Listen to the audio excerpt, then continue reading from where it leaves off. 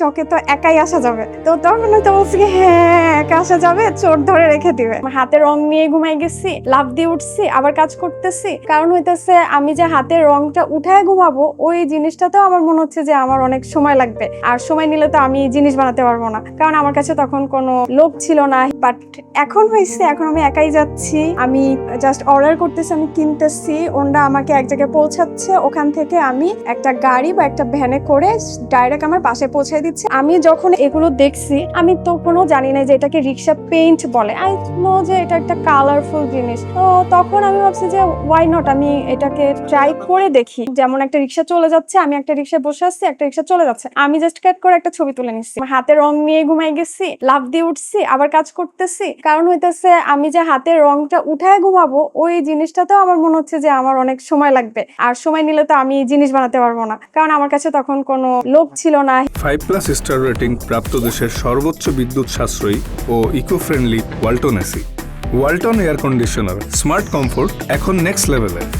Helping hand ছিল না, খাট উঠাই দিচ্ছি, স্পেস হচ্ছে না, আমি ফ্লোরিং করে নিচ্ছি। পড়ার টেবিলও খুব ছোট হয়ে যাচ্ছিল, কারণ ছোট্ট একটা পড়ার টেবিল ছিল, খুব ছোট হয়ে যাচ্ছে। পড়ার টেবিলে আমি রংগুলো রাখলে 10-12 কালার রং রাখলে আমার জায়গা শেষ। একটা জিনিস কি, রিক্সা পেইন্টের একটা প্রোডাক্ট করতে মানুষ মনে করে যে এটা জাস্ট কালারই তো করা হয়েছে। আমার কিরকম অনেকে সামনে বলছে যে এটা তো একটা কুপি, এটার দাম কতই বা হবে, টিনের হালকা একটা জিনিস কতই হবে। বাট একটা প্রোডাক্ট করতে মিনিমাম 7 থেকে 8 দিন টাইম লাগে। এনামেল পেইন্ট হচ্ছে আপনার হাত থেকে উঠাইতে হিউজ টাইম লাগতো, আর সারা গায়ে মেখে যেতে এই অবস্থা হইতো। কারণ আমি যখন রং করি, ইনফ্যাক্ট আমার ফ্লোরে হচ্ছে এখন এমন অবস্থা হয়েছে, ফ্লোরে আপনারা দেখলে বুঝবেন যে রং আর উঠানোর পরেও রং থেকে যেতেছে। আমরা বাংলা সংস্কৃতি মানে কিন্তু আমরা কালারফুল। আমাদের যখন নববর্ষ হয় তখন কিন্তু দেখা যায় যে কালার কাকে বলে। আর যেমন আমি এখানে একটা সাপ লাগছি, রিক্সা পেইন্টে কিন্তু আপনি দেখতে পারবেন যে আমাদের গ্রাম বাংলার ঐতিহ্য, মানুষ ধান ভাঙতেছে শুরু করে, বা ধরেন গ্রাম বাংলা গাছ, নৌকা, হ্যাঁ এই সেই দোয়েল পাখি, ময়ূর, এগুলো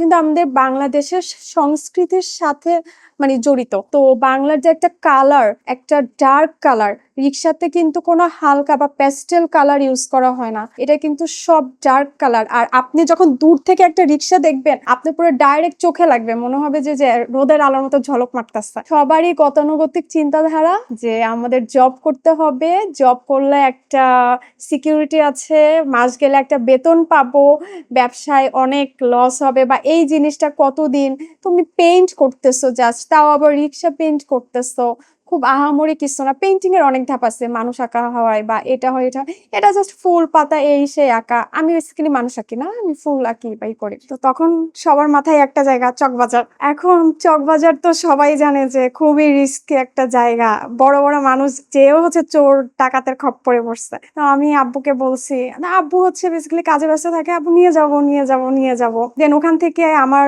মানে হ্যাভি যে জিনিসগুলো, যেমন কেটলি বা আমি কুপি বা যেগুলোই আনি, এগুলো আনাটাও একটা প্যাথেটিক, কারণ আমার বাসা অনেক দূরে চক থেকে।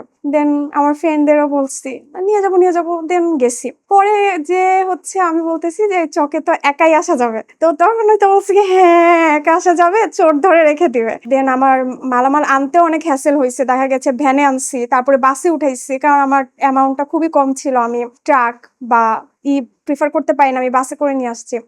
বাট এখন হয়েছে, এখন আমি একাই যাচ্ছি, আমি জাস্ট অর্ডার করতেছি, আমি কিনতেছি, ওনরা আমাকে এক জায়গায় পৌঁছাচ্ছে, ওখান থেকে আমি একটা গাড়ি বা একটা ভ্যানে করে ডাইরেক্ট আমার বাসায় পৌঁছে দিচ্ছে, আমার তাদের সাথে আশাও লাগতেছে না। যখন আমি হচ্ছে মাটির টব নিয়ে কাজ শুরু করে, আমি হচ্ছে ওনাদের কাছে জিজ্ঞেস করতাম যে আপনি কোথা থেকে আনছেন, বলতেছি আমি বরিশাল থেকে আনছি, পটুয়াখালী থেকে আনছি, এখান থেকে আনছি, ওখান থেকে আনছি। আমি তো পুরো ঘাবড়াই যেতাম যে আমি ছোট একটা মানুষ, আমি এখন বরিশালে যে কয়টা টব আনবো, 5টা। এখন আমি যদি 100টাও আনি তাও আমার পোষাবে না, কারণ আসতে চাইতেই। তখন আমি হচ্ছে এখানে ওখানে ঢাকার ভিতরে কোথাও কাস্টমাইজ করে কিনা বা পাইকারিতে সেল করে কিনা, কোনো কুমার বাড়ি আছে কিনা, আমি এটার খোঁজ শুরু করি। দেন হচ্ছে আমি ঢাকার মধ্যেই একটা কুমার বাড়ি পাই। এমনও আছে যে আমি অনেক মাটির টব হচ্ছে ওনাদের কাস্টমাইজ করছি,